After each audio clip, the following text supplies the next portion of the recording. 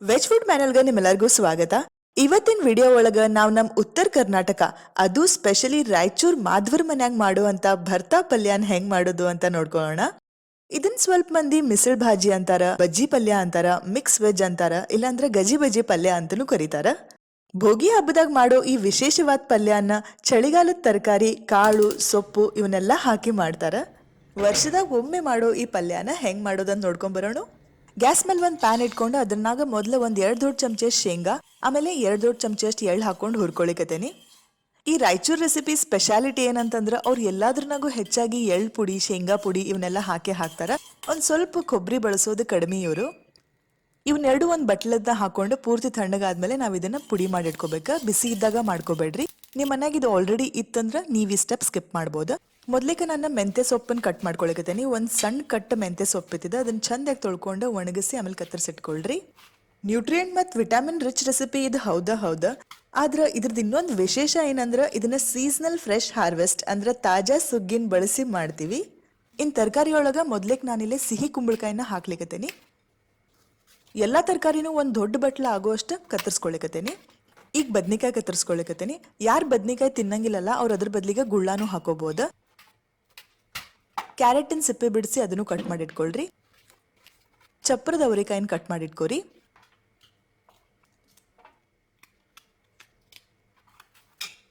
ಹಸಿರು ಬಟಾಣಿನೂ ಹಾಕೊಳ್ಳಿಕತ್ತೇನಿ.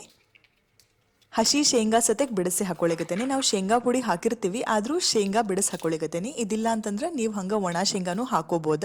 ಉತ್ತರ ಕರ್ನಾಟಕದಾಗ ಕಡ್ಲಿ ಗಿಡ ಸಿಗ್ತಾವ. ಅದು ಈ ಸೀಸನ್ ಆಫ್ ಸ್ಪೆಷಲಿ ನನಗದ್ ಸಿಕ್ಕಿಲ್ಲ, ಹಂಗಾಗಿ ನಾನು ಒಣ ಕಡ್ಲಿನ ನೆನೆಸಿ ಅದನ್ನ ಹಾಕೊಳ್ಳಿಕತ್ತೇನಿ. ಶೇಂಗಾ ಮತ್ತು ಎಳ್ಳು ಆರಿದ್ವ, ಹಂಗಾಗಿ ಅದ್ರ ಪುಡಿನೂ ಮಾಡಿಟ್ಕೊಂಡೇನಿ. ಪಲ್ಯ ಮಾಡ್ಲಿಕ್ಕೆ ಒಂದು ದೊಡ್ಡ ತಳ ಇರುವಂತ ಬುಟ್ಟಿ ತಗೊಳ್ರಿ. ಅದ್ರಾಗ ಒಂದು 3 ರಿಂದ 4 ಚಮಚಷ್ಟು ಎಣ್ಣೆ ಹಾಕೋರಿ. ಎಣ್ಣೆ ಚಂದ ಕಾದಾದ್ಮೇಲೆ ಇದಕ್ಕೆ 1.5 ಚಮಚಷ್ಟು ಕಡ್ಲಿಬೇಳೆ ಹಾಕೊಳ್ಳಿಕತ್ತೇನಿ.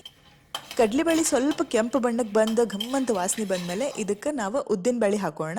ಉದ್ದಿನ ಬೇಳೆನೂ 1.5 ಚಮಚ ಅಷ್ಟು ಹಾಕೊಳ್ಳಿಕತ್ತೇನಿ. ಇದ್ರ ಜೊತೆಗೆ ನಾನು ಅವಾಗ ಬಿಡಿಸಿಟ್ಕೊಂಡಿದ್ದೆಲ್ಲ ಶೇಂಗಾನು ಹಾಕೊಂಡು ಇವೆಲ್ಲ ಕೆಂಪಾಗೋ ತನ ಚಂದಾಗಿ ಹುರ್ಕೊಳಿಕತ್ತೇನಿ. ಸ್ವಲ್ಪ ಕೆಂಪಾದ್ಮೇಲೆ ನಾವು ಇದಕ್ಕೀಗ ಕರಿಬೇವು ಸೊಪ್ಪು ಹಾಕೊಳ್ಳೋಣ ಅಂತ. 1 ಚಮಚಷ್ಟು ಜೀರಿಗೆ, 3/4 ಚಮಚಷ್ಟು ಇಂಗು, ಒಂದು ಅರ್ಧ ಚಮಚ ಅರ್ಶಿನದ ಪುಡಿ ಹಾಕೊಂಡು ಇವನ್ನೆಲ್ಲ ಚಂದ ಕೈಯಾಡ್ಕೊಳ್ಳೋಣ ಅಂತ. ಈಗ ನಾವೇನು ತರಕಾರಿ ಎಲ್ಲ ಕತ್ತರಿಸ್ಕೊಂಡಿದ್ವಲ್ಲ ಅವನ್ನ ಹಾಕೊಳ್ಳೋಣ ಅಂತ. ಒಂದಿಷ್ಟು ಮಂದಿ ಮೊದ್ಲಿಗೆ ಸೊಪ್ಪಷ್ಟೇ ಬೇಯಿಸ್ಕೊಂಡು ಎಲ್ಲಾ ತರಕಾರಿನೂ ಕುಕ್ಕರ್ ಒಳಗೂ ಹಾಕೊಂಡು ಮಾಡ್ತಾರ. ಹಂಗ್ ಮಾಡೋದಿದ್ರು ಮಾಡ್ಬೋದು, ಆದ್ರೆ ಇದನ್ನ ಹಿಂಗ್ ಬೇಯಿಸಿದ್ರೆ ರುಚಿ ಆಗ್ತದ ಅಂತ ಹೇಳ್ತಾರ. ಇದು ಅವರೆಕಾಳು ಸೀಸನ್ ಇರೋದ್ರಿಂದ ಸಿಕ್ಕ್ರ ಅವರೆಕಾಳು ಹಾಕೋಬಹುದು. ನಂಗೆ ಅದು ಸಿಕ್ಕಿರ್ಲಿಲ್ಲ, ಹಂಗಾಗಿ ಬೀನ್ಸ್ ಹಾಕೊಳಿಕತ್ತೇನಿ. ರುಚಿಗೆ ಬೇಕಾದಷ್ಟು ಉಪ್ಪು ಹಾಕೊಂಡು ಮೊದ್ಲಿಕ್ಕೆ ಇವನ್ನೆಲ್ಲ ಚಂದ ಕೈಯಾಡಿಸಿ ಒಂದು ಮುಚ್ಚಳ ಮುಚ್ಚಿಟ್ಟು ಒಂದು 2 ನಿಮಿಷ ಇದನ್ನ ಬೇಯಲಿಕ್ಕೆ ಬಿಡ್ರಿ. ಕೊತ್ತಂಬರಿ ಸೊಪ್ಪು ಹಾಕ್ಲಿಕ್ಕೆ ಮರ್ತಿದ್ದೆ, ಹಂಗಾಗಿ ಒಂದು ಸ್ವಲ್ಪ ಫ್ರೆಶ್ ಆಗಿ ಕಟ್ ಮಾಡಿ ಇಟ್ಕೊಂಡಿರೋ ಕೊತ್ತಂಬರಿ ಸೊಪ್ಪನ್ನು ಹಾಕೊಂಡು ಇವನ್ನೆಲ್ಲ ಚಂದ ಕೈಯಾಡಿಸಿ ಒಂದು 2 ನಿಮಿಷ ಬೇಯಲಿಕ್ಕೆ ಬಿಡೋಣ ಅಂತ. 2 ನಿಮಿಷ ಆದ್ಮೇಲೆ ಚೆಕ್ ಮಾಡ್ರಿ. ತರಕಾರಿ ಒಂದ್ ಸ್ವಲ್ಪ ನೀರ್ ಬಿಟ್ಟಿರ್ತದೆ. ಈಗ ನಾವ್ ಇದಕ್ಕೆ ನೀರ್ ಹಾಕಿ ಕಡಿಮೆ ಉರಿ ಮೇಲೆ ಎಲ್ಲಾ ತರಕಾರಿನೂ ಸಾಫ್ಟ್ ಆಗಿ ಬೇಯಬೇಕು, ಅಲ್ಲಿ ತನ ಬೇಯಿಸ್ಕೊಳ್ಳೋಣ ಅಂತ. ಸುಮಾರಾಗಿ ನಾನಿಲ್ಲೇ 1.5 ಕಪ್ನಷ್ಟು ನೀರ್ ಹಾಕೊಂಡಿದ್ದೆ, ಯಾಕಂದ್ರೆ ತರಕಾರಿ ಸ್ವಲ್ಪ ನೀರ್ ಬಿಡ್ತಾವ. ಈಗ ಇದನ್ನ ಮುಚ್ಚಿಟ್ಟು ಈ ಕ್ಯಾರೆಟು, ಬೀನ್ಸು ಇವೆಲ್ಲ ಇರ್ತಾವಲ್ಲ ಸ್ವಲ್ಪ ಮೆತ್ತಗಾಗೋವರೆಗೂ ಬೇಯಿಸ್ಕೋಬೇಕು. ಆದ್ರೆ ಬಹಳ ಅತಿಪರಿ ಮೆತ್ತಗೂ ಆಗ್ಬಾರ್ದಿದ. ನೋಡ್ರಿ ಎಲ್ಲಾ ತರಕಾರಿನೂ ಆಲ್ಮೋಸ್ಟ್ ಬೆಂದಾವ. ನೋಡ್ರಿ ನಮ್ ಕ್ಯಾರೆಟ್ ಮಸ್ತ್ ಮುರಿಲಿಕ್ಕತ್ತದ, ಅಂದ್ರೆ ಬೆಂದದ.